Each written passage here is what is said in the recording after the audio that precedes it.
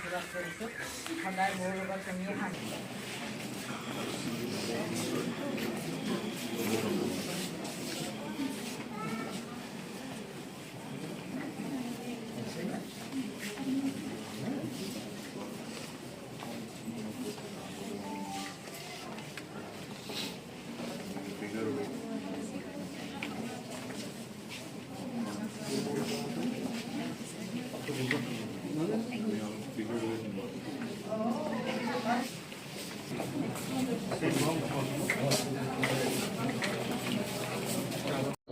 হয় আজি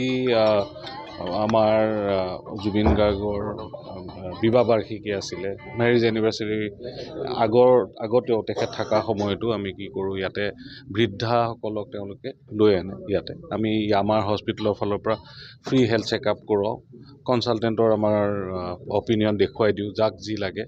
আজি সেই হিচাপে আজি গৰিমা বাইদেউ আহিছিলে গৰিমা বাইদেউ আমাৰ মাজত থাকি বৃদ্ধাসকলক দেখা সাক্ষাৎ কৰিলে তাৰে ভিতৰত গোটেই চেকআপখিনি ভালকৈ গ'ল আৰু কিছুমান এনেকুৱা হৈছে এজন বা দুজন ৰোগী আৰু অকণমান হাৰ্টৰ প্ৰব্লেমো ডিটেক্ট হ'ল আমাৰ হস্পিটেলৰ ফালৰ পৰা তেখেতৰ যি কৰিবলগীয়া আছে আমি গোটেইখিনি কৰি দিম আজি বুলি নহয় এইবাৰ বুলি নহয় আগন্তুক দিনলৈও আমি আমাৰ হস্পিটেল পিয়াৰলেছ হস্পিটেল গুৱাহাটী আমি এই কামত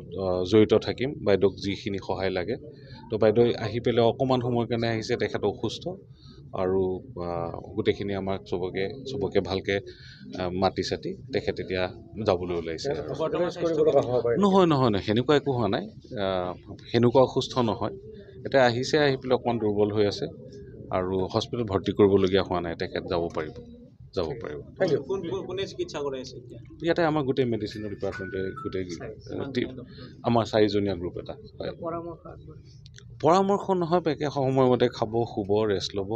সেয়া আৰু অকণমান এটা গোটেই জীৱনটো এটা ডাঙৰ খেলি মেলি হৈ গৈছেতো এই বস্তুটো আকৌ নতুন আকৌ নৰ্মেল হ'বলৈ অকণমান সময় লাগিব সেইটোৱে আৰু বেলেগ একো নাই সেইটো